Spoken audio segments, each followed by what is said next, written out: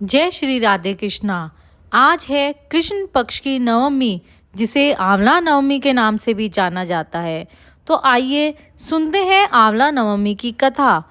एक बार एक राजा था। उसका प्रण था, वह रोज से 1.25 मन आंवले दान करके ही खाना खाता था।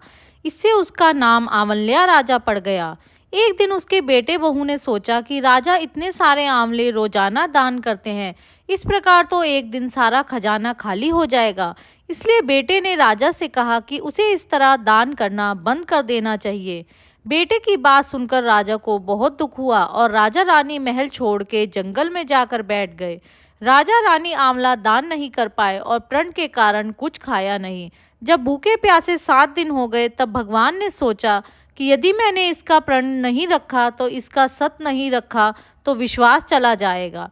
इसलिए भगवान ने जंगल में ही महल, राज्य और बाग बगीचे सब बना दिए और ढेरों आंवले के पेड़ लगा दिए। सुबह राजा रानी उठे तो देखा कि जंगल में उनके राज्य से भी दुगना राज्य बसा हुआ है। राजा रानी से कहने लगे, रानी देख, कहते हैं सत मत छोड़े, सूरमा सत छोड़िया पत जाए, सत की छोड़ी लक्ष्मी फेर मिलेगी आए। आओ नहा धोकर आंवले दान करे और भोजन करे। राजा रानी ने आंवले दान करके खाना खाया और खुशी खुशी जंगल में रहने लगे। उधर आंवला देवता का अपमान करने व माता पिता से बुरा व्यवहार करने के कारण बहू बेटे के बुरे दिन आ गए। राज्य दुश्मनों ने छीन लिया, दाने दाने को मोहताज हो गए और काम ढूंढते हुए अपने पिताजी के राज्य में आ पहुंचे। उनके हालात इतने बिगड़े हुए थे कि पिता ने उन्हें बिना पहचाने हुए काम पर रख लिया। बेटे बहू सोच भी नहीं सकते थे कि उनके माता पिता इतने बड़े राज्य के मालिक भी हो सकते हैं। सो उन्होंने भी अपने माता पिता को नहीं पहचाना। एक दिन बहू ने सास के बाल गूंथते समय उनकी पीठ पर मस्सा देखा। उसे यह सोचकर रोना आने लगा कि ऐसा मस्सा मेरी सास के भी था। हमने ये सोचकर उन्हें आंवले दान करने से रोका था कि हमारा धन नष्ट हो जाएगा। आज वे लोग ना जाने कहाँ होंगे। यह सोचकर बहू को रोना आने लगा और आंसू टप टप कर सास की पीठ पर गिरने लगे।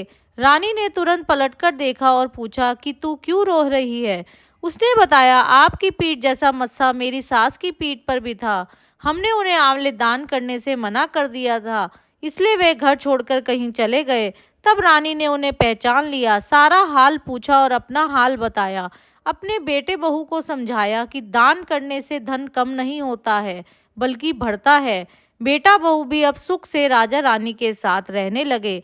हे भगवान, जैसा राजा रानी का सत रखा वैसा सबका सत रखना, कहते सुनते सारे परिवार का सुख रखना। बोलो आंवला भगवान की जय, कृष्ण कन्हैया की जय, राधा रानी की जय। वीडियो अच्छी लगी हो सब्सक्राइब, लाइक, शेयर।